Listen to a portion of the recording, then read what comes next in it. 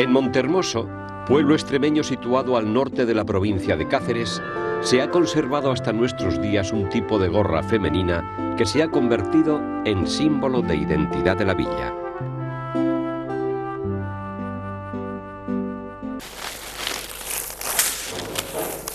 Lucía Lorenzo ha sido la mujer que ha mantenido hasta nuestros días esta actividad artesana heredada de su madre y de su abuela. El proceso de fabricación de las gorras de Montermoso es lento y paciente, pues la propia artesana tiene que preparar la paja de centeno, que es la materia prima de esta singular pieza de la indumentaria tradicional. Ahora voy a sacar las pajas malas. A este trabajo de quitar las pajas cortas y finas, nuestra amiga Lucía lo llama azotar.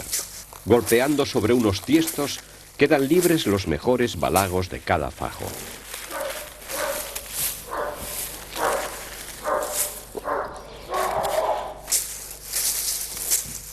Mientras Lucía separa la materia prima, su hijo Marino se encarga de seleccionar uno a uno los balagos, ya que el grueso de la paja que vaya a utilizar dependerá del tamaño de la gorra.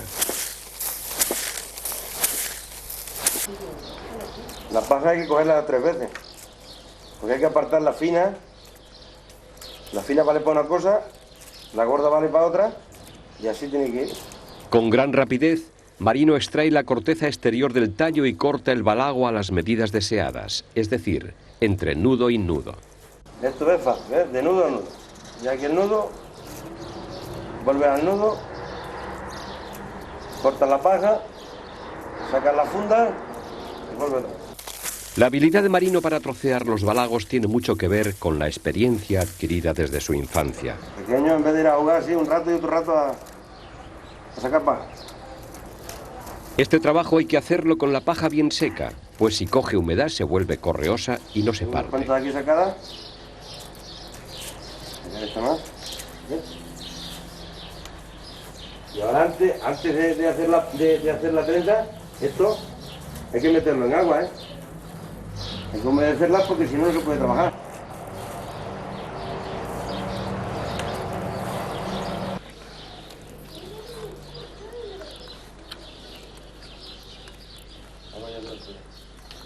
Con las pajas humedecidas, Lucía, ayudada por su nuera Antonia, prepara en la puerta de su casa largas tiras de trenza que serán la base para la fabricación de los 3 modelos de gorra. Teníamos uno para el trabajo y otro para la fiesta. Hemos estado siempre trabajando con el sombrero. Y teníamos otro para la fiesta cuando íbamos al toro. Que sabía que era la soltera, la casa de la viuda. Y estaba la plaza muy bonita con los sombreros y el traje de Montermoso. Pero como no había perras para sacar las fotos, pues no han sacado nunca fotos. Estas artesanas de Montermoso entrelazan con 7 pajas los 20 metros de trenza que aproximadamente se necesitan para cada gorra. Para hacer un gorro grande, pues lo menos 20 metros. Para hacer uno grande. Porque es que lleva muchas trenzas. Y hasta que se hacen 20 metros, no tiene trabajo. Lucía ha transmitido a su nuera y a su nieta esta habilidad para chafar la paja con los dedos y trenzarla. Pero eso sí, tiene que estar húmeda para trabajarla. Tiene que estar mojada, si no se cacha la trenza, la paja. Y tiene que estar amollecida para hacer la trenza, si no, no se puede trabajar.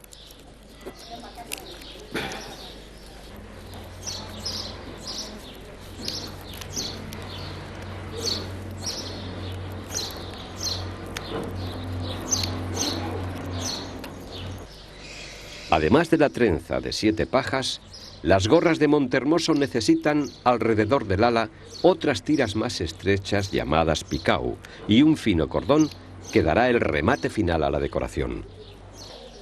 Antes de empezar la gorra, estas mujeres llevan por delante muchas horas de preparación de material.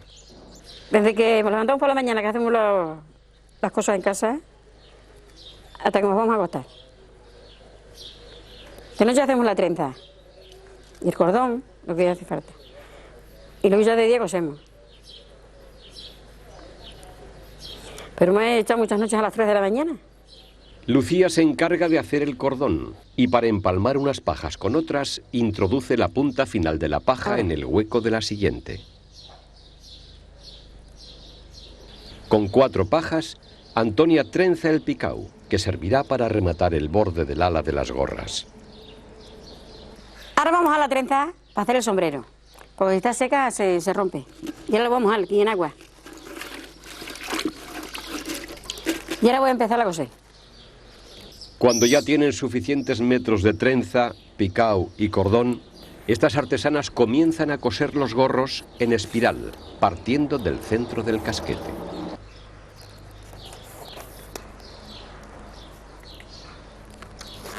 Cuando se empieza a hacer el sombrero, se dan las vueltas aquí.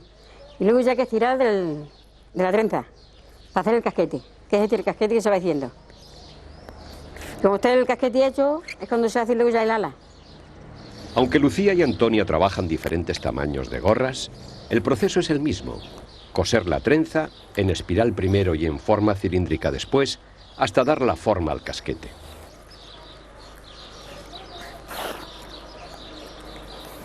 Ahora voy a hacer el ala, que ya tengo que dar el vuelo. Cuando cose la trenza del ala, Lucía deja libre la parte trasera para respetar el moño de la mujer que vaya a llevar la gorra. Esta es la principal característica que hace que esta pieza reciba el nombre de gorra y no de sombrero. Estoy dando la última vuelta al ala. Luego ya le pongo los adornos.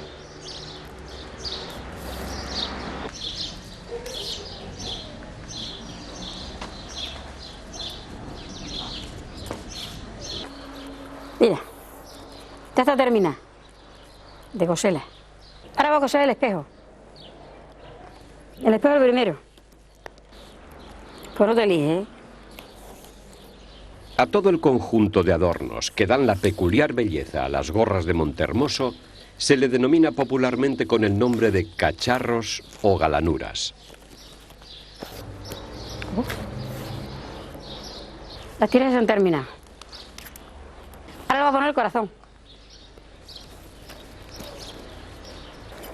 Ya se termina. Ahora hay que poner las claveleras.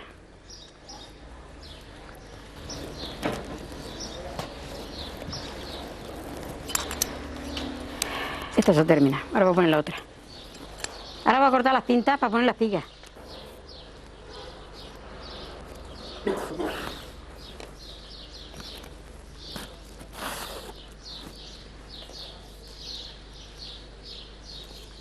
Que la espiga está terminada, mira.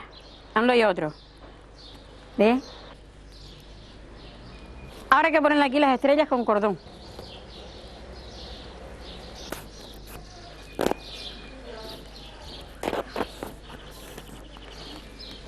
Sobre las telas de percal, seda o paño, de colores alegres, en este caso por tratarse de una gorra de soltera, el cordón resalta con su blancura y brillo.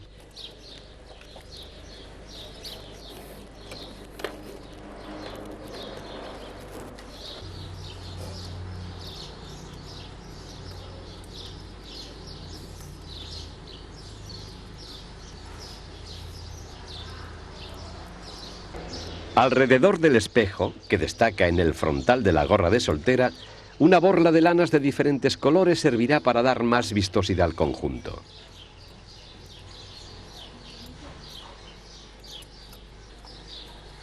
Con cordoncillos de paja de centeno, estas artesanas dan forma a diferentes motivos vegetales.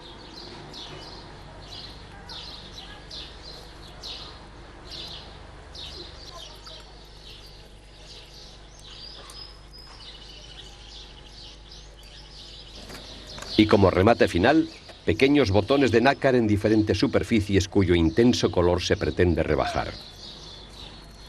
Ahora voy a poner el zorro, mira.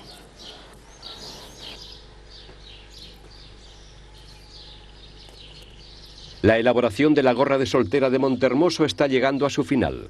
Con el cosido del picau en el borde del ala queda sujeto el forro interior.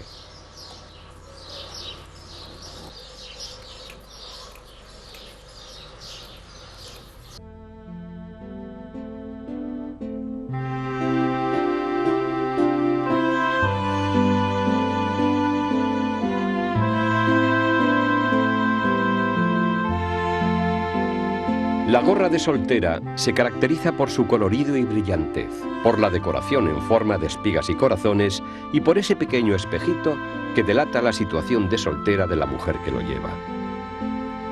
En la gorra de casada, los colores de las telas son menos llamativos y en lugar del espejo lleva la clavelera, un pequeño óvalo con punta hacia abajo.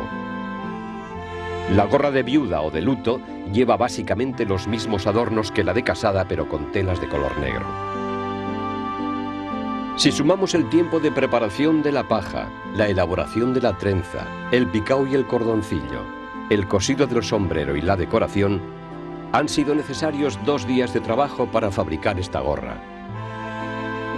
Pero el tiempo invertido no ha sido en vano, pues este complemento de la indumentaria tradicional femenina de Montehermoso, en cualquiera de sus 3 versiones, se ha llegado a convertir, hoy por hoy, en un símbolo de la artesanía popular cacereña.